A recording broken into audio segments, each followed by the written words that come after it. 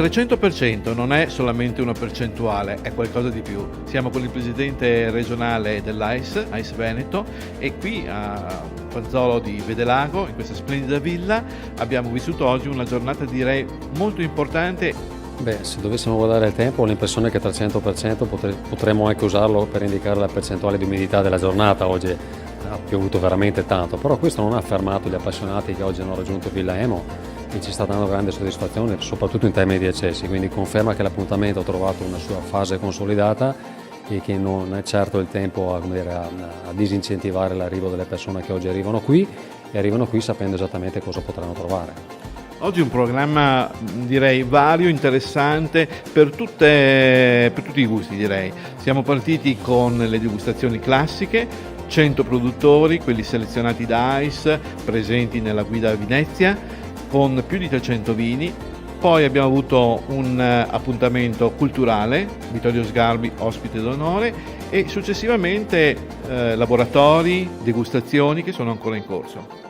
Beh, 300% si conferma una grande tavolozza dei colori. Il progetto con cui è partito si riconferma vincente da questo punto di vista. L'idea che il vino e attorno al vino che qui rappresentiamo con il lavoro della guida si possa costruire un grande percorso legato al mondo della gastronomia ma anche al mondo dell'arte e della cultura, quindi un grande crogiolo di contributi che mettiamo assieme in questa giornata.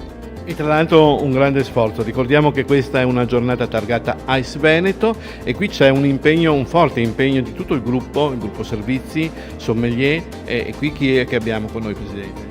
Qui abbiamo Giancarlo che ha seguito questo lavoro, è chiaro che poi la delegazione di Treviso in prima linea qui ha svolto il lavoro più grosso, ma diciamo sono eventi che hanno per forza di cose bisogno di una squadra ingranata, di un grande ingranaggio che giri a 1000 per poter reggere numeri di questo genere.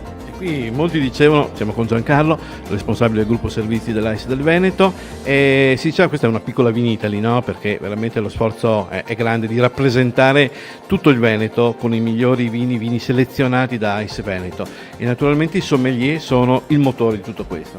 Sì, diciamo che questo motore parte proprio con il nostro team di degustatori, per cui il nuovo lavoro inizierà a breve in visione di quello che può essere la guida dell'anno prossimo. E è un motore che comunque parte dai degustatori e poi passa di marcia in marcia fino ad arrivare a questa giornata dove si chiude il cerchio, si chiude questo percorso che ci vede comunque impegnati tutti in prima linea, come ha detto prima Marco, per cui ognuno al suo posto cerca di far girare a 1000 questo motore che ormai ha già preso la sua strada ed è abbastanza rodato, ecco.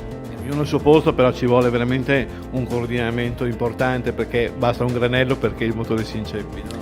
Certo, però abbiamo sempre la frizione pronta col cambio per scalare, per poi passare alla curva successiva, che comunque la strada si sa non è mai dritta, però noi abbiamo visto che siamo in grado comunque di percorrerla agevolmente. Io direi di ringraziarvi ancora per il lavoro che svolgete, per quello che ci proponete ogni giorno, e forza AIS, viva AIS! Grazie.